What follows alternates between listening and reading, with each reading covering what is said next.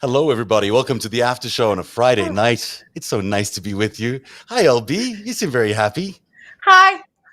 I Uh, retweeted the wrong the wrong link. We oh, did okay. last week's show It or was a good show Tuesday's last show. week, So, and you're back. You're back uh, with us live. You were out in your bed last week, which was great. I We was. loved that show, I'm.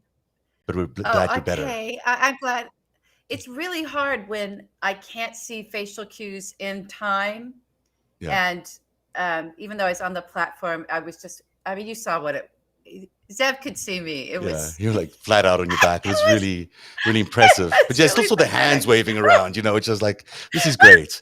This is great. Um, Sorry. you were fantastic So as you happy to always be are. here. I'm happy to be And here. how's your Thank back? you. Terrible. Oh, oh no. It'll get better. It'll be fine. Well, You'll see. we hope so. You'll We get hope so. old like me, and you'll see. Oh, Yeah. I have my issues. Trust Uh, me. Hi, Greg. How you doing today?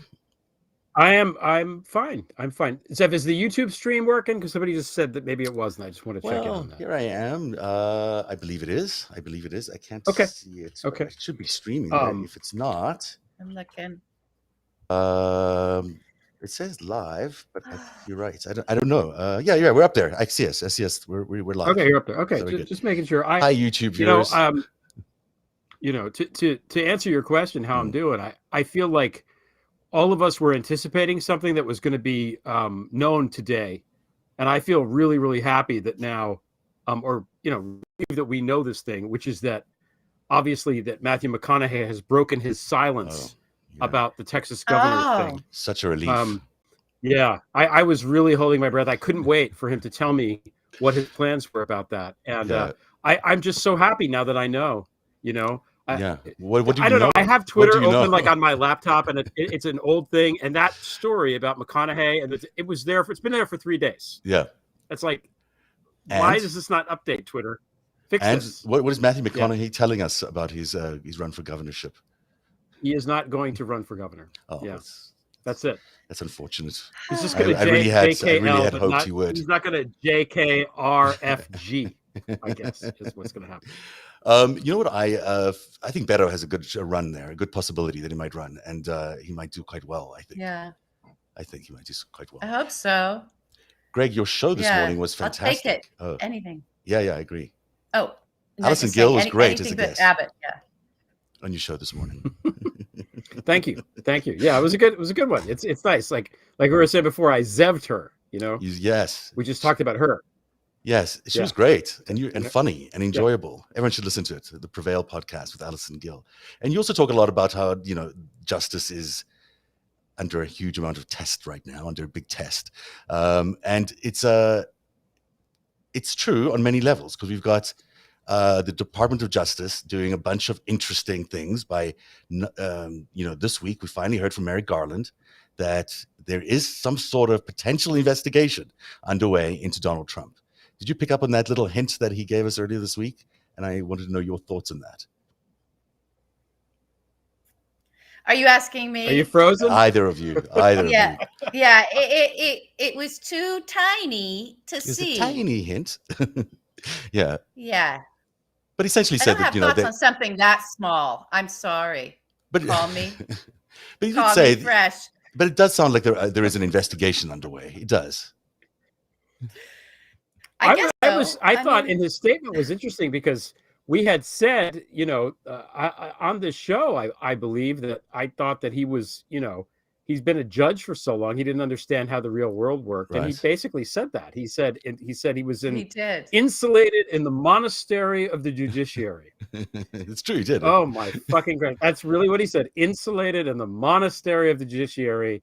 And let's get the Owens Corning off. We need the Pink Panther to help get the stuff off, so that the insulation can be removed and he can be exposed to the elements. But in some ways, he said what he could say. Sorry, I didn't mean to interrupt you. But in some ways, he said what he needed to say, which is that there is an investigation, but he can't talk about it. That seemed to be what he was saying. Am I reading too favorably into what he was saying? Am I leaning in too much? No, I mean, they're always going to say that. No one wants you to talk about your investigation. Yeah. We want you to talk about the shit that you're prosecuting. like the come out and talk to us about the insurrection. Has the FBI director even bothered to come out and speak about the insurrection? No, not once. No. Right? And come and talk. There's all kinds of indictments. There's all kinds of people in prison. Let's, you can just update us on that so that it's real, so that it exists in the discourse, so that there's not this vacuum of silence around shit, right? That is getting filled up. As I continue to say, it's just that creates a space for all of this propaganda to come in and all of this alternate, reality generated, this assault on truth. Yeah, and speed it up. Come on. I know people are like, oh, you don't want investigations to go fast. Believe me, I've studied those slowest investigations ever in the history of ever, right? And some of them, the good ones, I'm sorry to say to all the legal Twitter scholars, went really fucking fast. Lucky Luciano went down fast and hard and was in prison forever and had to compromise our own national security so that he had some goods, so he could deliver some goods so that he could actually get not even a pardon. They just extradited him, but at least he got out of prison and he wasn't allowed back in the United States. That prosecution of him, which was a really complicated prosecution of his prostitution empire, right? That went down fast. Sorry, everybody. Went a lot fucking faster than this shit. Well, this is a big investigation. There's a lot more people. I get this is huge. I understand, but what I'm saying is I don't want to hear it. I don't want to hear it. Well, okay. That's what I thought I'd get from you guys. I was kind of pleased that he at least gave us something, a little bit of something. I think the something is better than nothing, for sure. And but obviously, now the problem is there's the gaslighting, and now Chuck Grassley has stepped into the gaslighting. Yeah. Chuck Grassley, who they very well may have killed that day, by the way. I mean, if to get Pompeo to be president, Grassley might have well been right after Pence and Pelosi. He was next in line. I think if he wasn't going to play ball, he was a goner. And here he is with Pence, just I don't know. Maybe when he became started, up as a senator in the McKinley administration, things were different. But this guy, I don't understand. The gaslighting is so incredible. It's really insane. It's so frustrating. I mean, it's all they have, right? It's all they have is gaslighting right now. So they'll keep doing it until the very end. It's working. It is working. Yeah, it is it's working. working really well. Stop? It's radicalizing millions of Americans. It's gonna propel another very close election if we don't turn out in droves. Again, Greg and I did the last time, and I said to Greg this week, I said, Greg, we haven't done any of our shtick lately, right? Because sometimes we put on little skits for you guys. And we haven't done one of those lately. We didn't have time to get it together this week. But one of our last ones, if the audience remembers, we were reading through that transcript, that infamous transcript with Paul Ryan, Kevin McCarthy. We think Evan McMullen is the one that recorded it. Some other, I don't know, bucketeers are in there. The GOP, it wasn't at the convention, but it was at something. And they were, it's that infamous line of like, there's two people I think Putin pays, Rohrabacher and Trump. Remember? Yeah. Okay. I remember it. But Greg and I put on a performance so that we could read everybody what they were talking about before that line. It's sort of like the Steele dossier where everyone got hyper focused on the PP stuff, right? And didn't pull back and look at the whole thing and see, there's quite a bit in here that's really horrible. That's where everyone got distracted. Everyone got distracted by that Kevin McCarthy line instead of focusing on what was the context of what they were talking about. And they were talking about having been invited by the Ukrainian, I think, ambassador, the Ukraine ambassador to the U.S. to see the disinformation machine around the Ukraine's election systems that Russia had put together, from fake news to Facebook to the whole thing, and how it was all coordinated and working together as one sort of disinformation machinery. We just call it the machinery, right? Pumping semantics out, pumping news feeds out, pumping out memes that were targeted to the individual, funneled down, exactly what Facebook has done in this, basically every election, what they did in Myanmar, what they're doing all over the world, what they're doing in Turkey now, what they do. And so they're, Lindsey Graham knows he's got that. Mitch McConnell knows he's got that. Kevin McCarthy and all of those, everyone in the GOP and Congress, they know they've got that machine. They've got a radicalization machine, and they can rely on that. And so they can just obstruct and delay and say, lie at will. They're just out to create content anyway. It's not just content for Fox News. It's content for this machinery, right? That's highly coordinated and is screwing. I mean, look at how agitated people are. Look at how they're now focused on school boards, focused on local stuff, right? It's highly tuned to local environments. Over auditing, the constant auditing process, the anti-vax disinformation that's hooked into it now. This is powerful shit. This is what we're up against. I heard the term mass psychosis this week as what all this disinformation was doing to everybody. That they were actually, ratcheting up fear and chaos all the time, and then they let a little bit of hope sneak in, and then they go back to fear and chaos.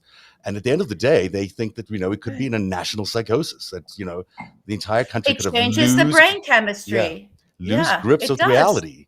And when you think about the lies that have been pushed week after week after week with all these new conspiracy theories, I mean, people are losing touch with what is real and what is true. Yeah. It's really they've terrifying. lost touch with it. They're not losing touch. They're gone. They're gone. I mean, 38% in the Quinnipiac poll this week for Biden as an approval rating was kind of stunning. That's what Donald Trump was getting towards the end of his presidency. So, that's how far we haven't not moved. Did you catch all the stuff about the Trump hotel today? That he lied about losing $70 million at the Trump hotel. Actually, this is a very serious story. I think there's a crime here, or several crimes, because this thing is a crime. It is absolutely a fucking crime. Deutsche Bank allowing Trump to defer payments for no good reason, as far as we can tell, on a $170 million loan for 6 years. Who gets those terms? Can you imagine going to your bank and saying, "Oh, I'd like a little delay. I'd like a little delay on my payments here." He didn't disclose it. He didn't disclose it's clearly a benefit. It's clearly something that he's got from a foreign bank. And then he, on top of that, received $3.7 million from foreign governments that he failed to disclose. And concealed the debts while bidding on the old post office building when he first bought it. So, this last line here that the Carolyn Maloney's committee came up with, the Trump hotel moved around millions of dollars in opaque transactions with other Trump businesses. Now that sounds to me like also a crime. It looks like either tax evasion or maybe worse. I mean, it certainly seems like a few bad things were happening at the Trump hotel, and it might ensnare. Sounds like money laundering to me. It could be money laundering. It could be money laundering. This is really bad news for Donald Trump. They're only laundering the money. No. They're only laundering the money because it's coming in from foreign powers. You see? Yes. Yeah, that's why it's money laundering. That's why it's money laundering. That's also bad. Never mind. Never mind. And they're not declaring it as anything. I mean, you can't really be the president of the United States and lose $70 million, lie about it, and not declare it. I mean, it's insane. It's insane that he's doing it, that he did it. It's a little bit of tax fraud. So it's a little bit of bank fraud. This is a big story. Maracas. This really is a big story. You should do that. You should do that every time we find a crime that Donald Trump has done. We should. We should do a little dance. A sound effect. Yes, yeah? I'll get my little dance out. Bring it's like an iCarly bit. Yeah. Yeah. Bring that money launderer to me. Let me do my thing with him. This is what I want. Speaking of, I'm interrupting you. I'm sorry. It's the delay. Okay, I'll talk now. So Greg, you were going to talk a little bit about the NBA, and I don't really know what that's about because I barely know what those letters mean. But you apparently have something to talk about the NBA, which is the basketball. Well, obviously, we're waiting. Wait, this is Narrative Sports, by the way. Oh, we need a Narrative Sports jingle. Yeah. Is there a graphic here, Zev? I'm a little disappointed. I don't have it. Where's the graphic? Let me see. And now, Narrative Sports with Greg Oliar. Yeah! Hello, Greg. What's happening in sports? Okay. Hi. Okay. Yeah. Welcome to Narrative Sports. I'm your host, Greg Oliar. No. So the reason I guess the Department of Justice has been so quiet on the insurrection front is because they've been busy investigating former players in the National Basketball Association. And I figure when sports stuff happens, I don't think that the Venn diagram of people that watch this show and people that watch sports overlaps that much. So I feel like it's I want to just kind of explain just in layman's terms what happened here. We need that. Okay. So, because there's two different stories right now in the NBA. So I'm going to start with not that, which I call the basketeering story. We're going to get to that. The first story is the anti-vax thing, because there's interesting anti-vax stuff coming up in the NBA. There are certain players that are refusing to be vaccinated. And the leading player is a guy named Kyrie Irving, Kyrie. And I think the whole, like, ever since I saw his name in print, and I was like, oh my God, there's a guy named Kyrie. That's so awesome. But it's not, it's Kyrie. And I feel like that's messed with his brain. So this guy is, he's the leading anti-vax guy. Okay. Yeah. But let me explain who he is. All right. He went to Duke for like a week and a half. He played for the Cavaliers. He hit the game-winning shot in Game 7 of the NBA Finals, and he's really good. But he's also a little bit of a, head case in that he was on a team with LeBron James, didn't want to play with LeBron James anymore, which if you play with LeBron James and win a championship, what you want to do is continue to do that at all costs. Okay. So they traded him to Boston. He stunk up the joint in Boston, kept getting hurt, and then he sort of starts doing these weird things, saying these weird things, and he's a flat Earth guy. You know this flat earther thing? You know what that is? It's a flat earther. I knew there was one. There are people that actually believe that the Earth is flat. Okay, and there's this thing. So that's who he is. Still today, today, there's people who do that. Kyrie Irving, flat earther. But everyone likes him in the league. They think he's this cool guy, but he's literally a flat earther. So the fact that he's anti-vax is not a surprise. He hasn't even caught up to Copernicus. So he's got a ways to go. He would be like when Galileo was in there, he would be with the Pope being like, good, get rid of this Galileo guy. I don't know what he's talking about. Okay. So that's who you're dealing with now. But now he refuses to get vaccinated, but he plays for the Brooklyn Nets, and it is against the law in the state of New York to go into the stadium if you've not been vaccinated. Even if you're a player. So he especially can't if you're a player. And he can't play at any home games. This is a team that should win the NBA Finals. Doesn't it cost him a lot of money? It doesn't cost him a lot of money. Oh my God. If he doesn't play, if they fine him, if they do this, it's going to cost him millions and millions, like a shit ton of money. But I don't think he cares because he's already made hundreds of millions of dollars. Oh, wow. Like, so they're not going to win. Need money anymore.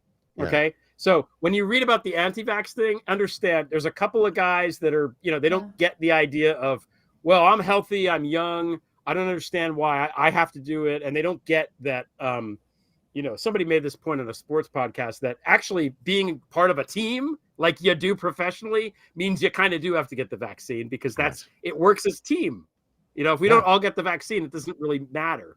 So they don't really understand that. Anyway, a lot of young people who are not getting vaccinated for sure. It's not even in sports. I mean, there's just a lot of people who are choosing not to get vaccinated on every side of this.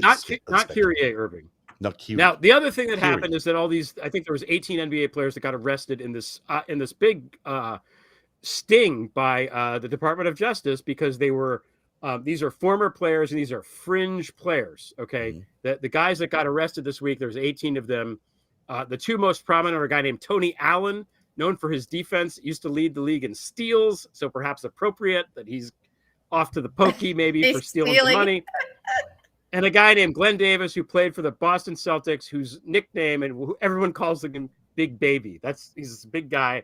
And that's his name. He's Big Baby. So when you saw Big Baby trending on Twitter the other day, and you all watching this were like, what the fuck is that? That's what it was. This guy got arrested as part of the sting. So what they were doing is there was 18 guys and fringe guys that do not, they're the equivalent of the minimum wage employees of the NBA. So they still make millions of dollars over their careers, and they're putting in false, fraudulent claims to the NBA's own benefits plan for like chiropractic and dentistry that they didn't do and stuff like that, getting kickbacks and then giving a portion of the kickback off to the leader of the scheme. So that's what it was. That's what happened. God, I'm so glad you cleared that up for me. I really needed to know that, and I appreciate you sharing that. Is the audience They're in actually big still trouble. there? Let me explain. I'm a big basketball fan. Is anyone still watching the show right now? Because Everyone's sports is a leaving. huge sell. Everyone's gone. I just want to say I love the NBA. The NBA is liberal. They're progressive. This is not representative of the NBA as a whole. So please know that. All right. Wow. Thank you. Everyone on the Knicks is vaccinated. Damn it. Yeah, there you go. And that's the sports debate on.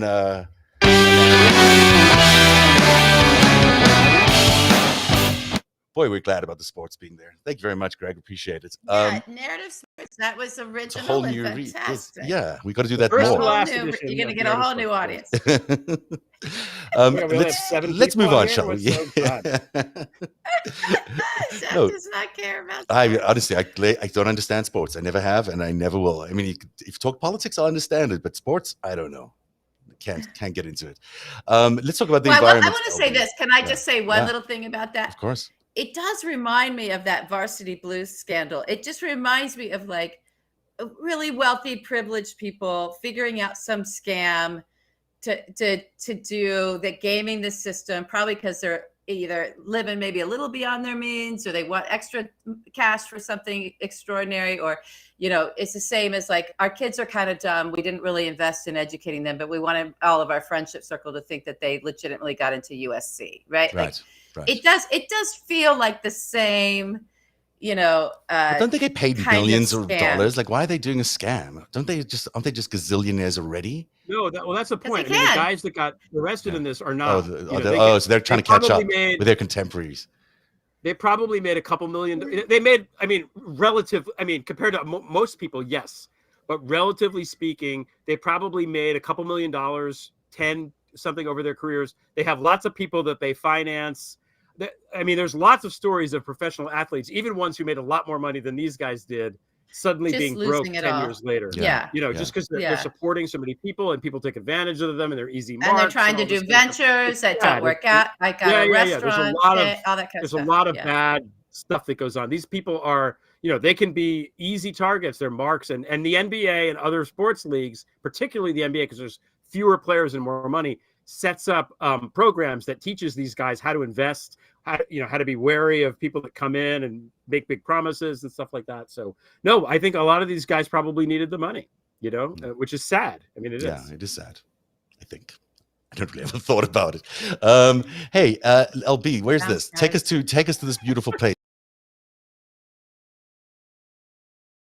Your bear's Are we ears. stopped? Oh, no, there we are. Bear's ears. Oh, wait, that's bear's ears. Oh, there it is. There it is. Isn't it beautiful? Oh, this is so good. We have such good news today, you guys. I felt like that was so good for my heart. Yeah. To watch the Secretary of Interior was even emotional. And so that was kind of nice. It's like, oh, yay, show us your humanity, government officials. I appreciated that. It's a big deal. So Biden brought back in the protections into our national parks, which a lot of which are sacred ground for indigenous Native Americans. And so it's the oily. Here's what I predict, though. And then he also protected Alaska. So this is one of the sites he protected, Bears Ears. There was another one I can't remember. And all this our place parks. was the Grand Staircase. This is the stuff. Yeah, it looks really good. Looks amazing. Amazing. Look at that. So that's not a real place. That's a Star Trek set. Come on, Jeff. It's real.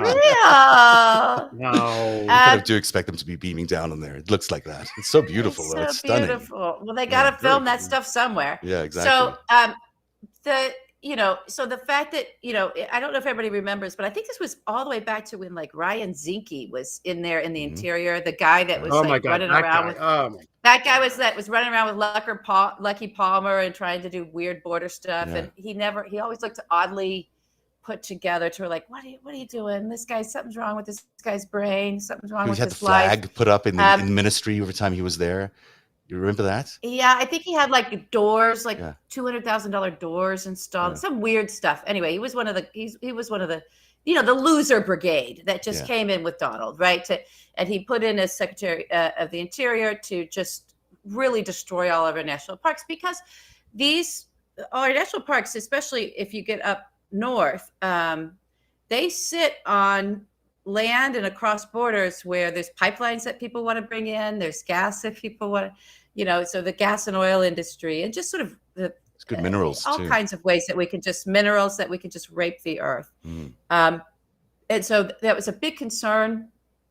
Our native tribes have been fighting it all this time. And so I think it's in his first year of his presidency, not even all the way to the, what are we, 11 months in now? And Biden made this a big part of his agenda to actually get to reinstate the protections. And I think he's going a little further even in Alaska. So here's also what I anticipate and predict. This is going to piss off people like the Cokes, right? Or whatever the Coke. Can we just call him the Coke? Is he the Coke? There's only one Coke. Charles Coke. Yeah, he is one Coke. There's no two Cokes, just one. It's going to piss off Deripaska, right? It's going to piss off. It's going to piss off a lot of people. It already has, that have a lot of mob oligarchs, a lot of American and foreign and domestic. So expect to see some really sinister, sort of dark stuff coming out from the side at Joe Biden. That won't seem like it's connected to this, but it'll be these really bad actors just looking to really hurt him now, because this is a big blow to some extraordinarily sinister and wealthy people. Oh yeah, they were planning to make a lot. He basically gave away mining rights to all of his friends to start mining these beautiful sites, and they expect their money to be coming through. They don't expect what they're getting, which is Biden basically retracting them all and returning us back to Obama era standards. So they're going to be upset. They'll be ready to go next year, I'm sure. They will. The messaging has to be, we're going to protect the environment like the great Republican president Teddy Roosevelt intended and set up. Because it was Republican president that set up the national parks and preserved all this land to begin with. The great Republican Party, Joe Biden working hand in hand with Republicans to bring back Republican policy. There you go. The yeah, please go. They've help just them been with dead the 100 years, but he is working with them. They're just the ones that have been, they tried to kill him when he was alive, and they couldn't do it.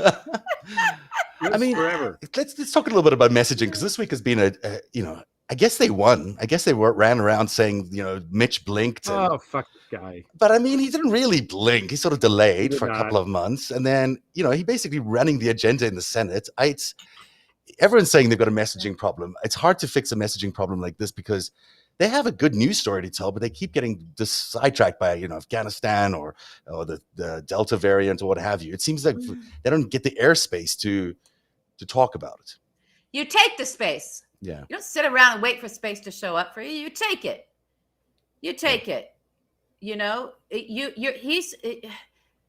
We have a Senate Majority Leader that is a Democrat. He could be doing shit on the floor every fucking day, right? You can own the discourse when you have a podium like that. But they don't want to offend cinema, and they don't want to offend Manchin, so they fuck them. Yeah, who cares about them? They don't have a route to knock the filibuster. My God. You know what offends cinema is good fashion sense. That offends her, right? So it doesn't matter. It doesn't matter. She's offended by who knows, by the I don't even want to go there with that thing. But I can't even. I don't know. I'm stuck on that Saturday Night Live line, and I only watched a little bit of SNL. But who was it that said she dresses like all the Scooby-Doo characters all at once? And I'm like, I don't know. Oh my God, that's really what funny. she does. That's so true. Yeah, true. It's so true. It's so true. So and Manchin's this whole thing where everyone has to be so nice to him, and he gets all the oxygen. He doesn't need all the oxygen.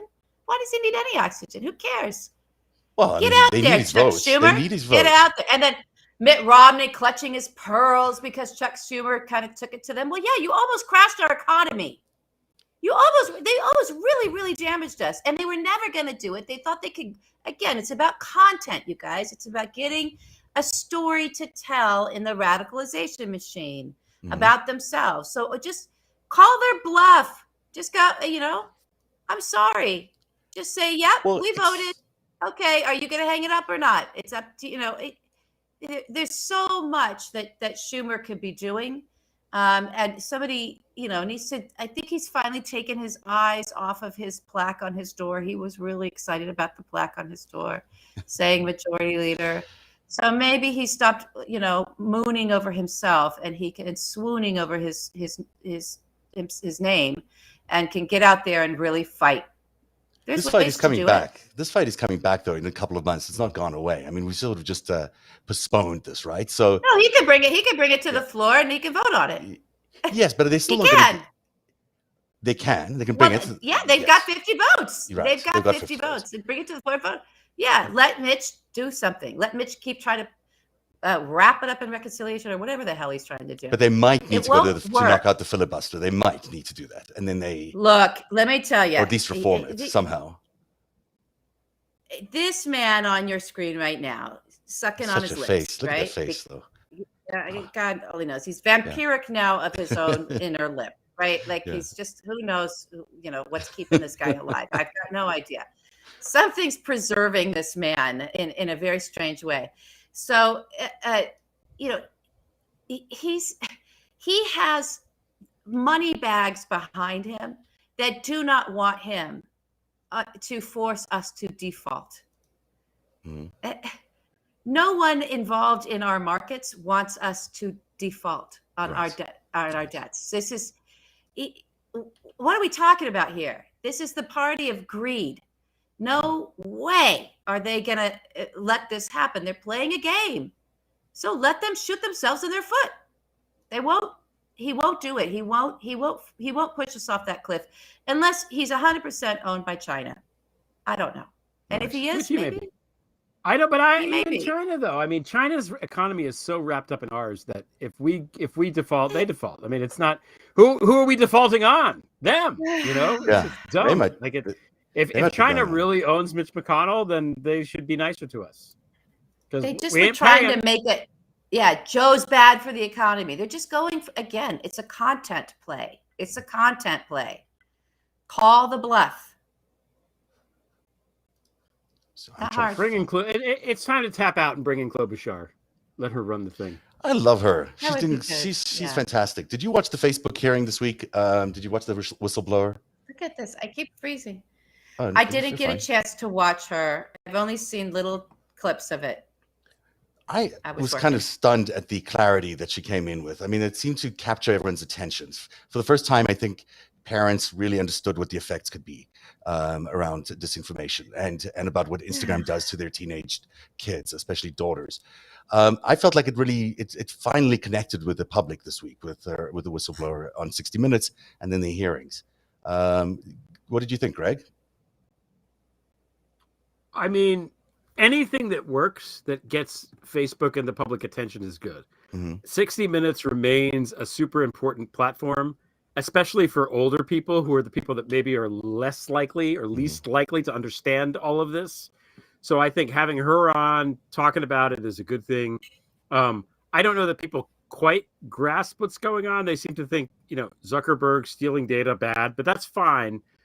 What I think is going to happen ultimately is that Zuckerberg is going to take the fall for all of this. They're going to throw everything onto him, and he's going to be like, okay, I'm no longer the CEO of Facebook. I'm done. I'm going to take my $140 billion and leave. And maybe he'll go try to buy Bear's ears or something. I don't know what he's going to do. But he might become the ceremonial chairman or something. And then, and then they'll find someone less obnoxious but just as evil to run it. And then we'll be like, great, we did a wonderful thing by getting rid of Zuckerberg. They have this woman. I think she's out too. She's got to go too. The two of them are they're a set. They're salt and pepper shakers. They need to be gotten rid of at the same time. For sure. They're mommy and boy, aren't they? Yeah. They're mommy and boy. Yeah. You might know this. What is it from Arrested Development, the magazine? Mother Boy? Is that what it's called? Mother Boy. Motherboard. The rest of Motherboard. No, not Motherboard. It's Jessica. Lucille Bluth and Buster are on the cover of this magazine. I believe it's called Mother Boy. Okay, I think. Someone please chime in and help me here. Zuckerberg would definitely be qualified for that. So this is the thing. I know little about this, but LB, you might know a little bit more about the history of Sandberg and Lawrence Summers, because I had no idea that they were as close as they have been. I didn't realize that he has been the mentor of her entire career, and just she served with him all the way up into the Treasury Secretary, where she was his chief of staff all the way up to 2001. I didn't realize that she was even involved in that part of his world. Or in his world at all, because he was also the person who had to adjudicate between the Winklevoss twins and Zuckerberg when he was the president of Harvard. Which, the public story around Sandberg is that she shows up in 2007 or 2008, and she meets Zuckerberg at a party, and he thinks it's a great idea to hire her from Google, and she comes on board Facebook, and that's the start of their story. But if she was Summers's, what would you call her?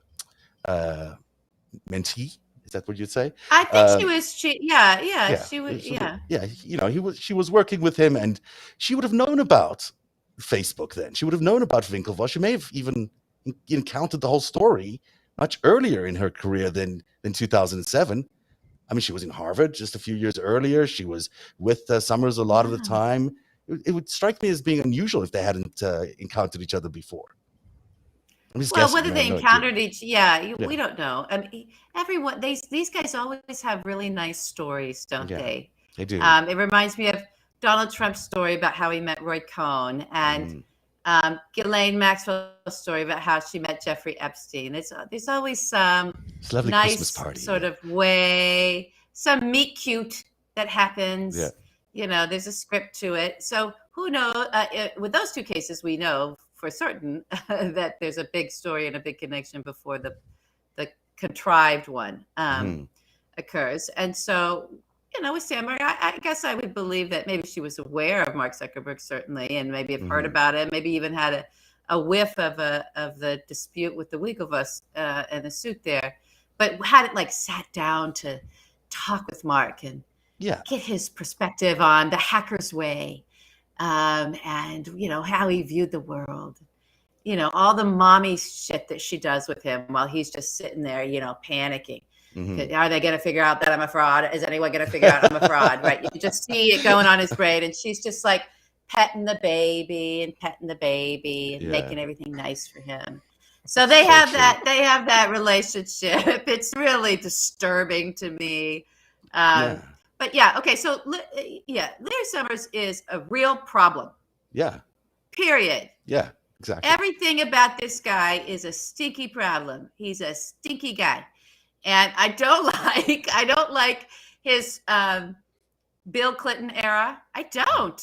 I don't like his involvement in sort of really truly establishing the Russian oligarchy. Right, being involved in all of that when it was supposed to be kind of helping Russia in those years sort of set itself up to have an economy that wasn't a communist economy that could plug into the free world and then interact with capitalist societies and countries in a business manner.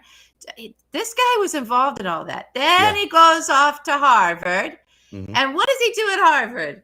I think he takes money from Jeffrey Epstein. That's right. And gives him an office. He plucks Mark Zuckerberg. Mark Zuckerberg has this whole thing where he hacks into the Harvard. It's easy to do for anybody that's really low-brained like Mark. He's not a bright guy, truly. He's truly not. He's just not. Everybody else wrote all his shit. He's just a nihilistic thief, is what he is. So but he did figure out how to troll girls and set up this face smash thing But to do that, he got into the directory, the Harvard Directory of Students. And of course, that brought up a review. Well, if you're Larry Summers and you're tight with the oligarchs in Russia, who I'm just guessing, guys, it's just a wild guess on my part. Give us a wild guess. What do I know? Yeah. It's a wild guess. It's not like I have any information or anything. Yeah. So, you might know some oligarchs over there that are saying, hey, you see anything going on there at Harvard? You see anybody good in the tech? You see anybody? You let us know. We kind of got our eyes set on, this little attack we might launch on the United States and the rest of the free world. We kind of see the data's the future. They're all a bunch of engineers. They kind of could see look, maybe it's time.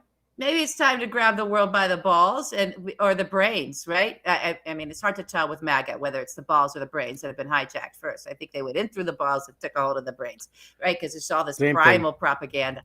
Same thing. So, boy, and then Zuckerberg, I think he definitely got Larry Summers' attention. I just wonder if Larry Summers informed anyone about that, because next thing you know, Mark Zuckerberg is cozy with Peter Thiel, and he's getting money, and he's starting his big old company. Because it's really interesting. I mean, you would make a very important point. Summers was there overseeing the arrival of capitalism in the Soviet Union, or what was the Soviet Union. He oversaw those businesses being established. So he would have known who the oligarchs were. Of course, he'd know the oligarchs, because those are the people that were setting up all these businesses, with foreign contacts. Yeah. So, yeah, of course he would know who they were. And then, along comes Yuri Milner and Mr. Usmanov. Surprise! And hand over a bunch of money to the Zuckerberg, enterprise there, the Facebook. And it's a lot of money without any strings, because here, have a bunch of money. We don't need a board seat. Keep the board seat. We don't need one. I mean, it's an unusual. You don't need to show us your revenue model. You don't have one, so why bother showing it to us? We're just going to throw some money at you. Didn't you see the movie? They're not about making money, LB. It's not about making money. It's about having the product be the. Is that the movie that Aaron Sorkin did before or after the Snowden apology? The one about the Russian mob. Yeah. Oh! You went there. The one about the Russian mob card game. It's Sorkin. Oh no, that was that one. The thing where we made Molly look like she had nothing to do with the Russian money laundering, right? Because she was just an innocent thing. Yeah, that was some good stuff there. I think the Facebook movie came where we sort of trust washed Mark Zuckerberg, at least washed him clean of Larry Summers and some other stuff. I think that came first, and then I think it was the Snowden is really a hero movie. Mm-hmm. Was it? Maybe. Did he write a Snowden is really a hero movie? I think he did do the Snowden is a hero movie. I don't remember the order. Or am I just collapsing that with Oliver Stone? I don't know. Oh yeah, you're right. Oliver Stone did that movie. I'm sorry. Yeah. I don't know. I get the whole group of them. I apologize, everyone. I get the group all mixed up. And somewhere in 2004, I guess, the Winklevoss twins come in to complain about Zuckerberg, and he has this response. It's in the movie, apparently. I don't remember the scene, but he basically calls them assholes, and he later recounts this episode. So Mr. Isaacson, asking him in some forum, says, "Was that scene in The Social Network true?" Dr. Summers says, "I've heard it said that I can be arrogant." He goes on to say, "If that's true, I surely was on that occasion. One of the things you learn as college president is that if an undergraduate is wearing a tie and jacket on Thursday afternoon at 3:00, there are two possibilities. One is that they're looking for a job and have an interview. The other is that they're an asshole. This was the latter case. Rarely have I encountered such swagger, and I try to respond to that." I mean, which is just obnoxious on every level. But then on top of it, so basically he takes the whole project from... that's probably a pretty good assessment. I don't know. Yeah, that's pretty true. I don't know. I kind of like Larry Summers a little more after he plays himself in the fucking movie. He plays himself in the movie, right? Oh, yes. I didn't know that. I believe so. Yes. Yeah. Oh my God, I gotta go back and see that. It's actually a really great movie. It's a good movie. As a piece of entertainment. It's David Fincher. My God. Yeah. Oh, so good. But, best use of Justin Timberlake. Do we want to delve into it? Can we? He was so good. Oh, yeah, that was good. That was really good. Because the other thing is, okay, Zev, do you mind if we delve into You go wherever you want. Okay. So the reason why it's so good is because it's so meta, right? Because at the time, Jesse Eisenberg, who played Mark Zuckerberg in the movie, was sort of a no-name, and all of the characters were sort of these no-name actors. And then Justin Timberlake plays Sean Parker, and there's a scene where they're at a bar hanging out with him. And as an audience viewer, you're like, holy shit, this is three nobodies with Justin fucking Timberlake. So it totally reinforces what you're supposed to think. It's beautiful use of meta.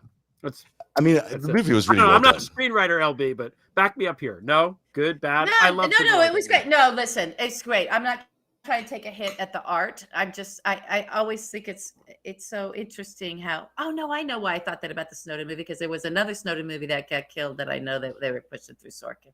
Oh. And that didn't happen. Okay. That was the Sony. That was Amy's movie. Yeah. So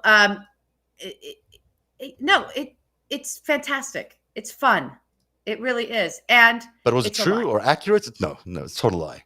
Because otherwise, maybe we would have had a different version with Sheryl Sandberg maybe playing an earlier role in the whole thing. Yeah. I mean, it certainly would have been interesting to see exactly how Larry Summers found Zuckerberg and how he plucked him out of obscurity. I mean, it'd be interesting to see the actual conversations that happened between him and the Winklevoss brothers, because it doesn't seem like this true story has actually been told in that particular movie. It's my guess. I mean, I wasn't there. That's my guess. Well, I think we should add right now. Yeah. Go ahead. The Winklevoss twins, the Winklevoy, as they're called in the movie, they own a significant percentage of all existing Bitcoin, by the way. Right, yes. In real life, they do. Yeah. I don't know what that means. I'm just saying. We can't mention them and not mention that because it's a weird detail. Yes. It's a weird detail, but they're those boys, aren't they? Yeah. So they invented the idea of Facebook and Zuckerberg stole it, according to the movie. According to the movie, yeah. Look. The movie actually was also based on an underlying piece of intellectual property, a book that there's disputes that. So that's movie making. But the Winklevoss twins, I think it's first of all, it's perfect. They were played by Armie Hammer. Now that we're to the end arc of meta, very meta, future vision meta. Oh my god, so true. It's so true. But this is by the way, everybody, this is film review, entertainment narrative. We had sports narrative, and now we're doing branching out. The movie review. Come on, Jeff. Where's the music cue? Let me see what we got here. Just the applause. Just the applause.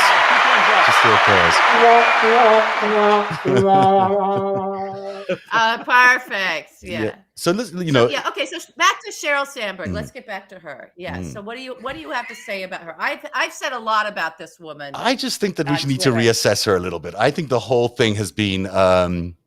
I agree. She's not warm and fuzzy very much. It doesn't seem like that's really her thing. She seems to be captivated by money and PR.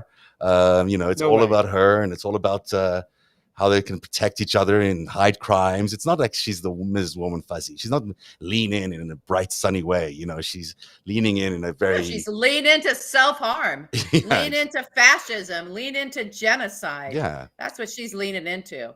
And I mean, there's no doubt... Don't think she doesn't run that ship. Don't think she doesn't run that. I think she does. Mark Zuckerberg can barely sit in an interview half the time and make it through it.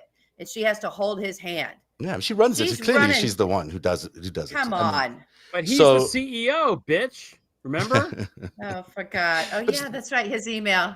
And all these decisions that they've made, where they've intervened in 25 elections around the world, she's approved of those. It's in her that approved. Oh, she's in there. Yeah, she's in there. She's massacres, Myanmar. It's like it's really difficult to look at her public image, which is supposed to be this warm, fuzzy, amazing woman who's risen to the top of her game, and then reconcile that with what she's doing on a day-to-day basis, like harming teenage girls across the country by harming their self-worth. I mean, it doesn't add up. It doesn't add up to me. Mm-mm. So I think we need to reassess her. That's all. I mean, I think it's worth a look at Sheryl Sandberg in a closer way, because she's really running the show. Maybe we need a movie about her. That would be a good idea. You can write it. I mentioned Yuri Milner. Has Silicon Valley learned its lesson? No, Silicon Valley has not learned its lesson. Here's Yuri Milner teaming up with Bezos, and they're starting this longevity company. I guess they're going to figure out how cells can last longer. It's called Altios Labs.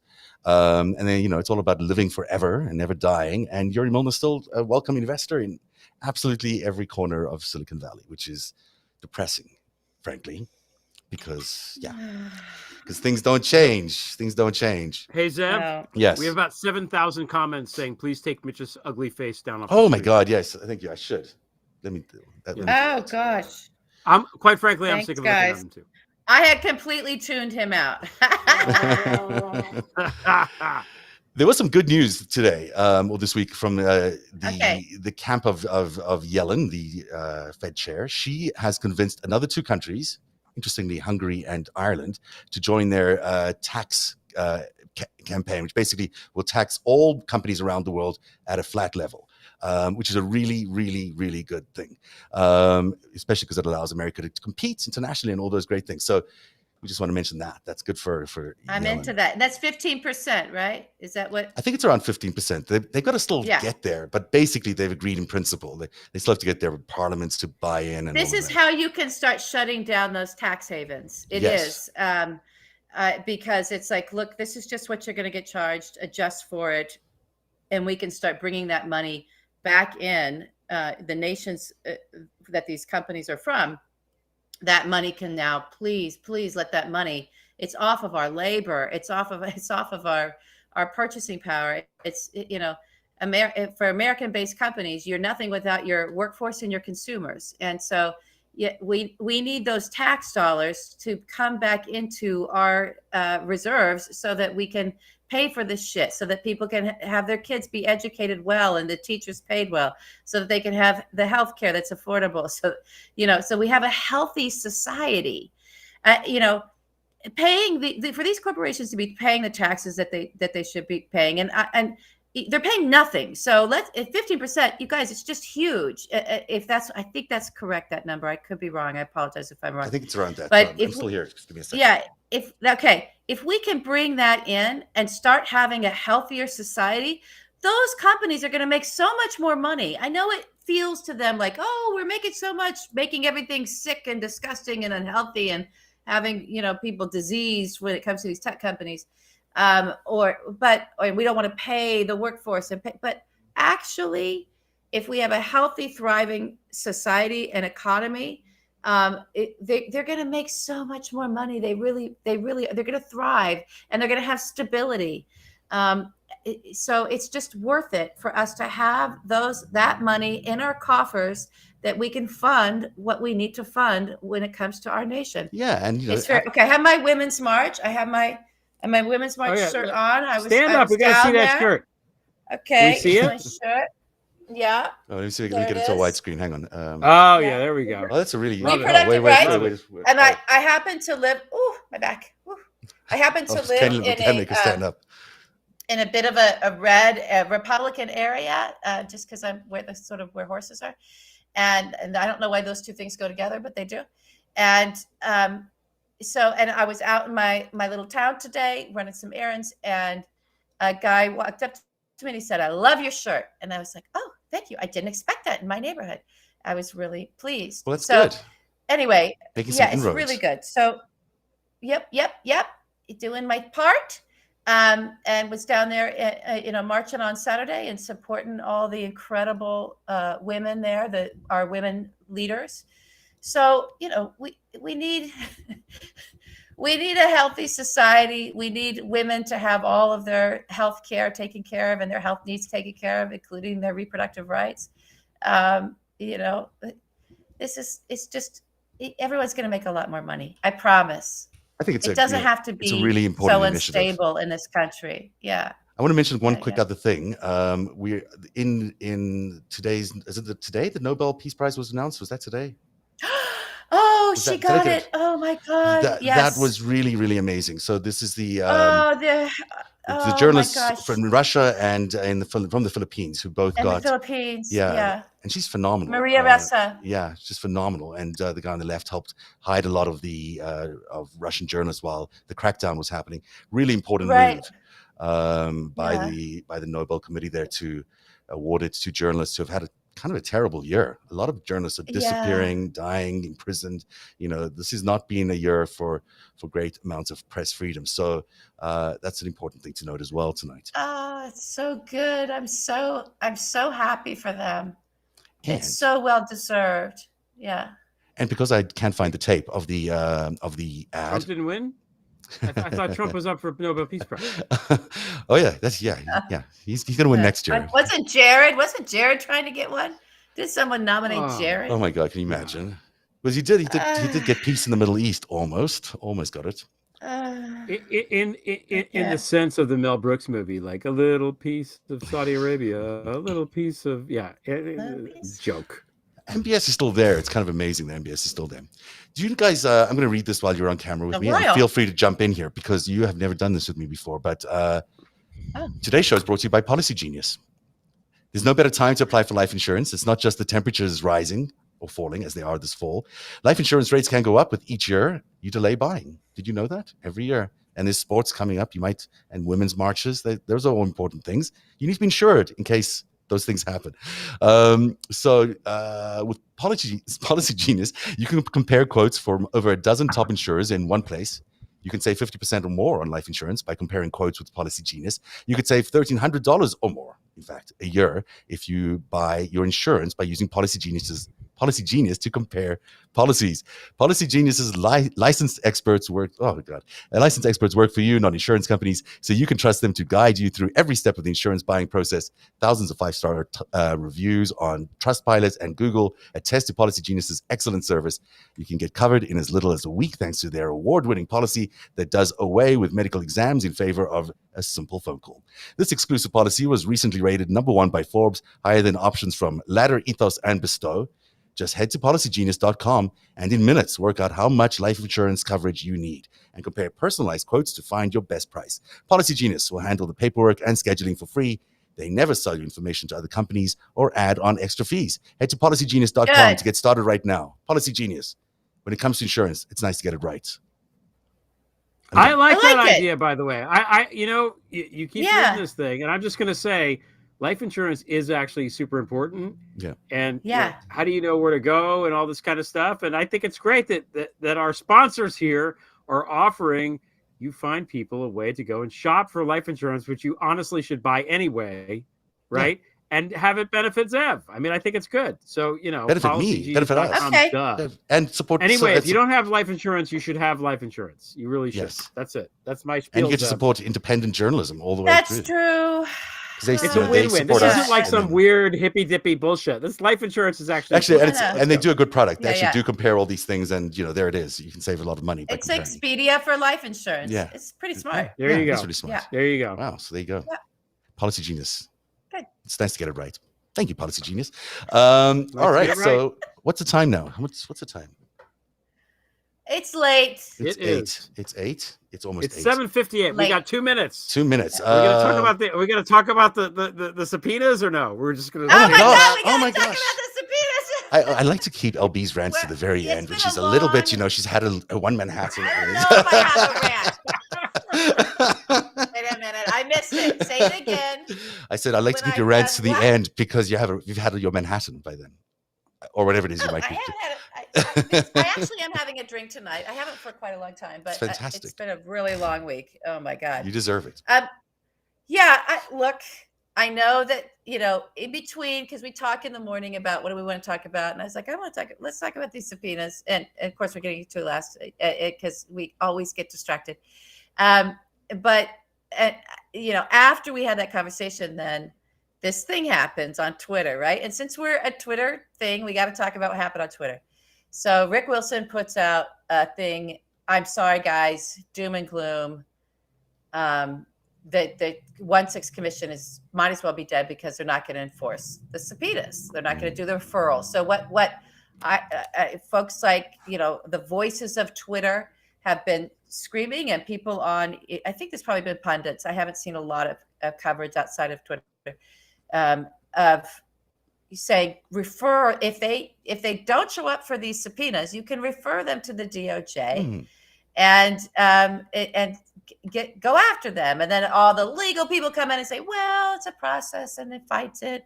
And then we get into executive privilege and all this horse shit. It's like, no, you can just refer him and he can go and fucking get him.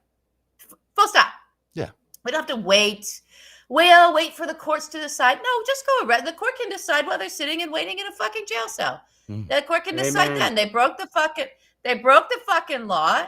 You don't wait for the court to say, do we know if it's a law or not when it's a law? I don't know. We've gotten into this weird space. I'm sorry. There's a weird space that Trump moved everyone into in positions of power, and even the Department of Justice, even with a new AG in there of, well, we don't know until we know if it's a law or not. Let's go. Like, there's no action. It's just sitting around and waiting for the lawyers to work shit out. when there's a criminal offense. Mhm. It's a criminal offense. Go get them, throw them in jail, and if they want to fight it from there, fight it from there. It makes me crazy. That makes me crazy, guys. I'm sorry, and I know that everyone, oh, you don't understand how the system works. Fuck off. I do understand how the system works. I understand that it's slow as fucking molasses right now, and we're in jeopardy. That's what I understand. So Rick Wilson throws out this thing, and Greg and I were texting about it a little bit. I'm like, what do you think? Right? And I'm like, because it's like, is this, this guy's a political operative, right? I like him. Mm-hmm. I want him to go get it, right? Go get it. Keep everybody on their toes, right? So I don't know whether that was the intention of it, was to have get a response, because there wasn't a response. Again, the January 6th committee hadn't actually put out a statement, wasn't talking to us really outside of Raskin being on some MSNBC shows saying, no, there are options for us. Well, what are you going to do? I don't care about what your fucking options are. What are you going to do when the time runs out for them to answer the subpoena, which was 12:01 this morning? And nobody would say, well, we have options. We won't let. Well, yeah, one of your options is to do fucking nothing. So yeah. So Rick Wilson filled the void and said it, but Rick it's not true. Whether it's true or not, in terms of him having sources on the staff of people on the committee who were, or commission, whatever the fuck it is, who were informing him, they're not going to enforce this or not. I don't know. We're not Rick Wilson. I don't know. I'm not going to call someone out like that. That we can say we don't know. But what do we know? Boy, we got a quick fucking response. Yeah, he got them to tell us what was going on. Sure did. They weren't going to do it otherwise. We were all going to sit here being like, what the fuck is happening? We don't know what's happening. Mm-hmm. Are they going to do this? It was stressful. It was adding more stress into the nation, into this situation. It was allowing, again, with the silence and the vacuum, the bad guys to come in and fill it with a bunch of garbage.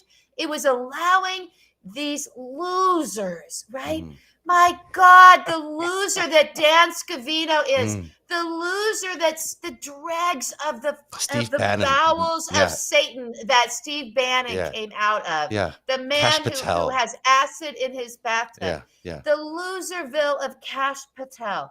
Yeah. These are not people who would be able to work at a 7-Eleven, and they got into the halls of power because they stuffed themselves into Donald Trump's dirty diaper and rode that way into that White House, right? So we've got to clean these. Get them.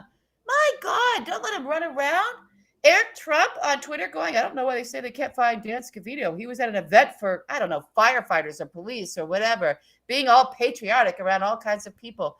Well, maybe he was, but you know what happens when the January 6th committee doesn't say something? We're sitting there going, you say you can't find the guy, and there he is at an event? Yeah. Would you need some help? Can we help you? Would you like some help? We could find him probably much quicker. This is it. They were looking flaccid. They were looking incompetent. They were looking pathetic. Yeah. So, whatever the motivations are, I don't know. But now at least they came out and they spoke. Well, we've also let people. Is it true? We're going to do something. And notice that Liz Cheney got the chance to speak first. So I think that's very interesting. Oh, yeah. So she gets to look all strong.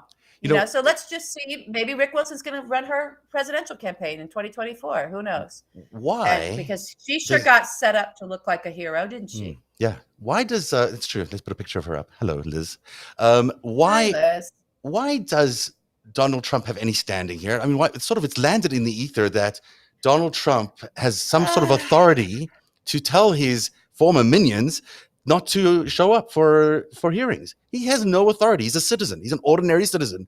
He has no authority to claim this. And yet in the media, President Trump has told his former, lieutenants not to show up. Dan Scavino, Zev, Dan Scavino is his caddy, literally and figuratively. And LB, you're not right that they're not talented. This guy knows the difference between a 7-iron and a wedge. So you sit right down with that. Yes. I'm sorry. I don't Dan think he Scavino. does. These people, they are Dan Scavino. First of all, can we just marvel at what a wonderful name Scavino is? We could sit here all night Yeah, it's a and good not come name. up with a better name than Scavino Yeah. for this stupid motherfucker. I can't right? wait to see him testify. Scavino. It sounds like scab and wine. It's like scab wine. Scavino. It's a terrible name. He's a scab of wine. bloated, awful-looking man, a troll of the highest order. That guy, if he thinks he's going to use 3 sheets of toilet tissue to wipe his ass and he needs 5, he got to call Papa Trump for permission. That guy can't do anything without asking permission from the overlord, whoremaster Donald Nor does he John want Trump. to. No, Nor that's does what he he's there want for. to. He's there. That's all he's done. That's what he An likes. image that I like to see, it's like, that I'm going to write about this at some point because I really like this image. There's that movie called The Human Centipede, right? And Stop! I have not seen this movie. Do not see this movie. Stop! Greg, you cannot reference that movie. I can't. It's useful only for this reference, which is with a madman sews someone's mouth onto someone else's anus. Okay, and there's 3 of them. Because it's a centipede. Okay, bad stuff. So I tweeted. I don't like movie narrative. Movie narrative took a dark turn. It took a dark turn. Okay. So I wrote at the time when Tucker Carlson was out in Budapest. That there was a human centipede where Semyon Mogilevich was the top, Orban was the middle, and Tucker was the bottom feeder, which explains the shit-eating grin on Tucker's face. Yeah. Okay. It's a good metaphor. Don Scavino, this Scavino guy is the bottom of the fucking human centipede. He is. There is no creature lower than Dan Scavino in the entire thing. Yeah. That's it. He was the deputy chief of staff too. I mean, he was nothing without Trump. He will be nothing without Trump. He will be loyal to Trump to the end. And therefore, find him and put him in jail because no one gives a shit about this fucking guy. Other than, I don't even know, Trump doesn't care. I can't wait to see his testimony, though. He's going to crack. He can find somebody else to give him the fucking 5 iron. Exactly. Right? He doesn't need this guy. Maybe we should start a wine. Not just need someone to abuse, and Dan wanted to be abused, and that was it. That was that relationship. It was that simple. Well, he was the voice of Donald Trump on Twitter. That was the big deal in the Twitter presidency. I mean, in Trump's presidency, that's all he did, really. And how'd he do? He got Donald Trump. He got Donald banned, did he not? He did. Yeah. We should start a wine. Good job, Dan Scavino. Scavino. We should create a wine. A really bad tasting wine made of centipedes. No. maybe Devin Nunes is Omega Wineries. Devin Nunes. I was gonna say Devin Nunes has a vineyard, Alpha Omega. Oh, he does. Yeah. Oh, how did he get that on a public servant salary? Just because we don't know. We don't want to know. We're not saying anything about it. Devin Nunes we're not saying anything about it. Oh yeah. No, we wouldn't say that. We don't say bad things. I don't want to say anything bad about Devin Nunes. Can we just say this? How about the fact that Devin Nunes just sort of fell out of the discourse completely? I mean, no one really talks about him anymore. What is going on? Because he sues everybody that talks about him. He sues everybody that talks about him somehow with some amount of money that no one can explain. So amazing how wealthy he is. Yeah, but he doesn't win. Yeah, he doesn't win. He never wins. Like, it doesn't get any damages. It doesn't matter. It's still a pain in the ass for the people that are being sued. Yeah, it is. This poor Twitter cow. So, yeah. Twitter cow. Hi, Twitter cow. If you're watching, hi. Respect. Mad respect. Yeah. Is that lawsuit still going on? No, that's no. I think it's over now. Finally, but this is stressful things. This is a bad man. These are bad people. These are all bad people. So again, subpoena them, arrest them, or just find them. Then you don't have to go find them. You just say $10,000 a day. Yeah. It doubles every fucking day, Dan Scavino, and there's no way that we can ever recant. Even if you show up, you still got to pay $10,000. Make it $100,000 a day. No. Let's teach them about math, LB. Let's teach them about how numbers go up. I don't want to teach them anything. I don't care that they learn. No, I don't. I just want to test. I want them to learn about exponents. The learning time is over. The learning time is over. Now it's the time to. This is the pain time. I can't wait for the free This is Scavino what's rallies gonna happen that now. the January 6th committee or whatever it is they call themselves. I don't think they care about him. I don't think these people free give a shit Scavino, about free Dan Bannon. Scavino. Dan Scavino. How can you possibly take anyone seriously named that? You know? I don't. I don't think anyone it's not cares an about end. Steve Bannon either. And Cash Well, Patel, who was the other one? Oh, Mark Meadows. Mark Meadows. I want to hear from all these people. I really want to know what Kash Patel was doing in the Pentagon. I really want to know what they were up to because we don't have any I really clue. want Mark Meadows to take an IQ test. Is it? Yeah. I'm going to give 65 as the over/under. I'm going to throw this. Can you force him to do I IQ talked to tests? Fred That's Harding really about this. interesting. He is a dumb man. He is not a smart man. That Mark Meadows. He is a moron. Yeah, he failed He's into the chief of staff job. He failed into it. He wasn't a very good congressman, and fucking idiot. that's how he got there. That's it. You know, I don't think he's a very high IQ guy. Yeah. Poor Elijah. What do you think? 75? Why are you sighing? No, I actually think Mark Meadows is a little bit smarter than it appears. I do. I remember when Trump had COVID or went to the hospital. We don't know really what was that. Not when he got pressed to Walter Reed. That's when he tried to kill the other candidate, right? Or try to give him COVID. Remember they had a debate. Yeah, he did. He breathed on. He was breathing on Joe Biden. Yeah, that was the whole thing. Yeah, they were. Remember that? Yeah, doesn't get charged for that either. I remember. Yeah. Yeah. It's amazing what they get away with. There was a moment there where Mark Meadows really looked like he was like, he knew what he couldn't say. He knew what he needed to say. And it was causing him a lot of internal suffering and struggle. So I do think he's a little bit smarter than you're giving him credit for. Because he's a moron. Okay. Well, someone must have been running the place. I mean, someone was doing it. Right? It wasn't Trump. I mean, Ted Cruz knows what he can and can't say too, and he never seems like Mark Meadows. Lindsey Graham knows what he can and cannot say. Wait, did you see Lindsey Graham this weekend? Did you see him? Yes. So he's out there telling people to get vaccinated, and they just start booing him. Like, why are they booing him?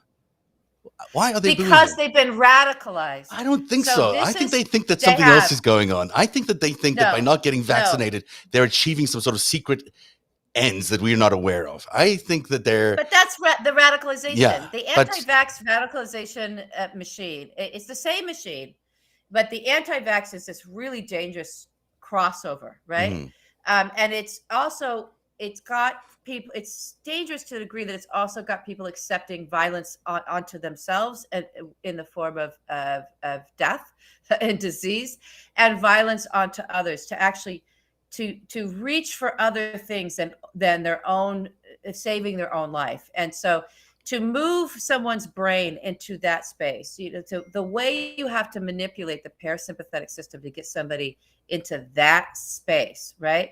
Where they've disassociated from their own life, literally their own life. They've disconnected themselves from their own life and are willing to become violent, which we're starting to see. We saw them violently track your neighbors, now violently kill family members around this stuff.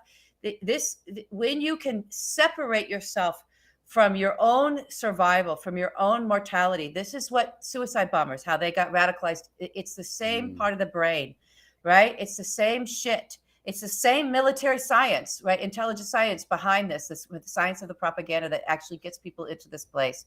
It's a cult thing. And don't think that people have it. Don't think that folks that really mean serious harm and know what they're doing haven't studied that level of manipulation, that level of psychological manipulation that is at the core of psyops. Okay, so this is what they're all realizing now is that this thing that going back to the thing that Kevin McCarthy said, if we went to the skit that Greg and I did of reading that transcript from before, where they were all marveling at what Putin had made happen in Ukraine, right? With creating a disinformation machine there around the election. It detached itself, except for the insurrection, right? It kind of, and all the audits and all that. So it is really attached to our democratic processes, the radicalization machine. But anti-vax is free of all of that, right? So anti-vax is sort of beyond that. It's bigger than that. So it's moved people to beyond caring about even their own politicians. Those people, the next time Lindsey tries that, I'll be surprised that physical harm doesn't come to him in that moment. That's how out of control these people are. That's how gone their brains are, right? So he got a taste of that. He thought he could go out and be Lindsey Graham, and they're going to love me because I love Trump. But the machine that they've all been relying on, the content that they've been all creating to push into that machine, the thing that they want because these GOP politicians, because they've given up on democracy itself, and they've got a full force embrace of authoritarianism, American version of that, a true fascist state is what they're going for, right? Because they don't want to govern anymore because it's too difficult. They just want their oligarchy, right?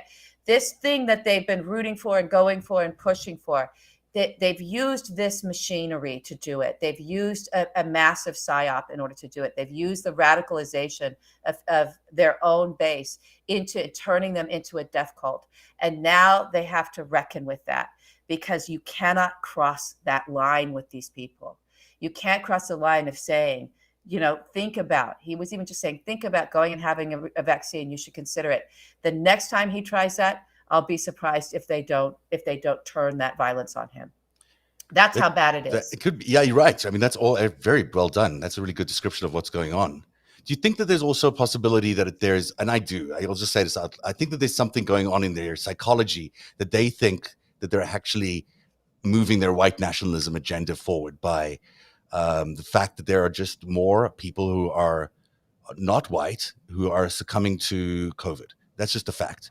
And it's certainly a fact in South Carolina when you look at the numbers up close, although trying to get them these days is a little harder than it used to be.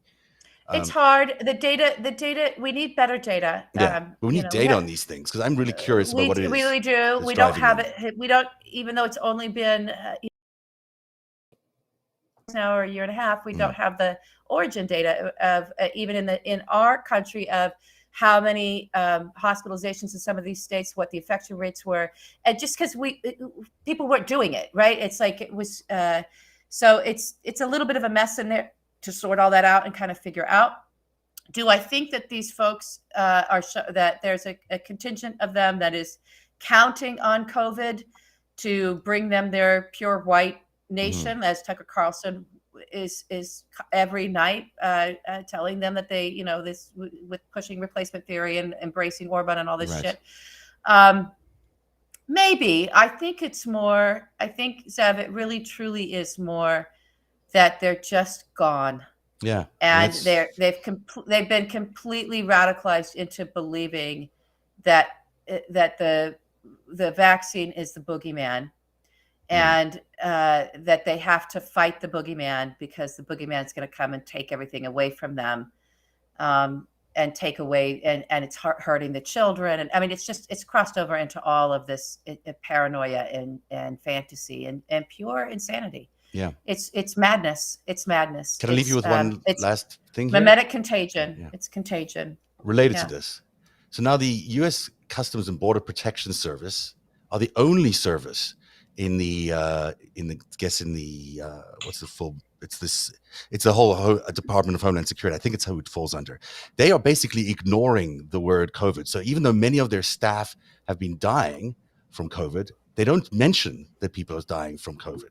And I'm only mentioning this because it's, guess what? The Border Protection Services, the same crowd that are, on horseback, shooing away, refugees as they're arriving at the border. There's a real problem happening with that particular unit. And it's one that really needs to be addressed. So I'll just leave you with that thought, because they literally are ignoring the disease. I was trying to track so you're saying that, just to bring clarity, that they're responsible for tracking the COVID, or they've had deaths as a result of COVID within their ranks. Oh, they have. They put it out, they're having a COVID outbreak. Yeah. Okay. And when they put announcements out, they don't mention that people are dying from COVID. They mention other, euphemisms like had a short illness and died or something like that. But they're basically ignoring the fact that they have a COVID problem, which is insane, because they're a government agency and they know they can't say it. They can't, but they're in the fantasy. So a lot of those the sort of the Facebook groups, we do know that in the Facebook groups of Border Patrol, we've got real problems, right? So in those Facebook groups, which probably is where they're pulling some of this information, or where maybe information comes out, there's a lot of crossover in the anti-vax conspiracy land and fantasy land. And so, the Border Patrol agents in the fantasy land of the radicalization machine, they're sort of a superhero. Like they're lionized, and they have a whole thing, right, where they're characters, right, in the fantasy, in the myth. And so you can't have your superhero, you can't have your Iron Man, coming down with the COVID and dying, because then that makes it real. Then maybe COVID's real, because again, a key part of this is that COVID in that machinery, in that psychosis, is that COVID isn't real. That it's we're being lied to. It's just a form of the flu. You don't need it. And if you do get sick, then they're reaching for, we want Regeneron. Like, they'll take that, but they won't take a vaccine. So all logic is gone. All logic is gone. And then all that matters is the narrative. Even as a narrative loops on itself and collapses on itself, that's all that matters. And there are characters in that narrative, and Border Patrol is an important character. So you can't have that character, defeating the myth. Yeah, it brings you back to this whole idea of national psychosis, of this whole country being ripped apart by being fed these lies, and brings you back to the fact that Facebook really should be shut down. Like, there really is no purpose for Facebook. You can't fix it. It's clearly broke. There's nothing you can do. So let's just shut it down and move on. These people should not be having access to the American psyche and peddling all these lies in the way they are. It just makes no sense. I don't know what's going on with Sheryl Sandberg. I don't know what's going on with Mark Zuckerberg, but it doesn't look good. It doesn't feel right. What they're doing to the American population, what they're doing to young girls it's unconscionable. And there's no reason for this kind of business to exist any more than we thought that big tobacco should exist. We don't need it. We'll be okay without it. And we'll come up with some other things instead of it. I don't know who needs to hear this, but I'm just going to keep saying it as often as I can. We need to shut Facebook and I thank down. I thank you for keep saying that. You have been on that. You have been consistent on that, and I thank you for that, Sam. Okay, my pleasure. It needs to go. It just needs to be. It is a national security threat. Absolutely. Period. Total national security threat. It's screwing with our minds. It's causing chaos, and it's striking fear into the population. There's no need for this thing. This is what they have, is a weapon of fear. And we know this is what they do because of Cambridge Analytica. We know that they look into your psyche, they find out what your neuroses are, and then they feed into them. So, what is that? Why do we need that kind of thing? It's an actual threat to people's lives. It's a threat to humanity, and definitely a threat to democracy. We should just get rid of it. We won't even notice when it's gone. I don't think. It's true. Yeah. All right. That's all I got. Say that slower, because I want to make that my Facebook update. I'll send you a transcript. Can I say one more thing before we sign off? Because I know what everyone really wants that's watching is for me to tie this into sports here. So I'm going to tie it back into sports. What's the latest score? I was reading about the Kyrie. Remember, Kyrie Irving is the flat Earth guy who's anti-vaccine. Right. And then they bust. And are you sure he's not a Kardashian? That sounds like a Kardashian. No. That's Tristan Thompson. Different. Tristan Thompson and Devin Booker dating the Kardashians. Kyrie never dated a Kardashian. It's a big deal in NBA. No, I just said, is he a Kardashian? He's got like the K. That sounds like a Kardashian name. No. It's like a made-up kind of name. He's so not. He's not. Okay. He's not a Kardashian. Okay. Good song. Right. Somebody tweeted, and it's pissed me off for days now. Someone tweeted, NBA player says something about Big Pharma, and then this happens. This meaning the arrests of the NBA players, as if there's a connection between what Kyrie said and then the FBI was like, let's go arrest all these guys. It's so fucking dumb. People are so fucking dumb, and they believe the dumbest paranoid fucking shit. They really are. They're so fucking stupid, and they believe stupid shit, and we have to make them stop believing stupid shit. That's all I got. Sorry. Hallelujah. Well, no, don't apologize. I think it's a long road to really start educating folks. But as I've said, getting rid of Facebook is a real good first step to getting ourselves back into being sort of pro-fact, pro-logic, pro-science, pro-literature. Yeah. Take their profits and distribute it to something useful and good in the world. How much they make a year? $40 billion? Give it to poor people. I don't know. Put it back into the economy. Much better use than what they're using it for now. Give it a narrative. We have a Patreon. Come on now. Hey, you got to do that. You got to do that. You got to give it to narrative. So thanks, guys. Thanks for an interesting, meandering, fun show. I feel like we really meandered. I'm Like sorry, newspaper. everybody. I mean, it was good. We've been talking for 90 minutes. So there you go. Oh, for God's sakes. We got to go. I got to go. Oh, Zev, you went that over? Oh, my God. This is We were a the little longest over. show We were a ever. little Zev over. went over. I He doesn't know. like to go over. I was enjoying going it. over. That's not. I was enjoying it. All right. We got so- to go over, LB. So that's the show this week. We'll be back on Tuesday with another edition of Narrative. And until then, have yourself a very good weekend, everybody. Have a good night. Good night. Wow. Narrative is made possible by viewers like you. Join today and support truly independent journalism at patreon.com/narrative. That's patreon.com/narrative.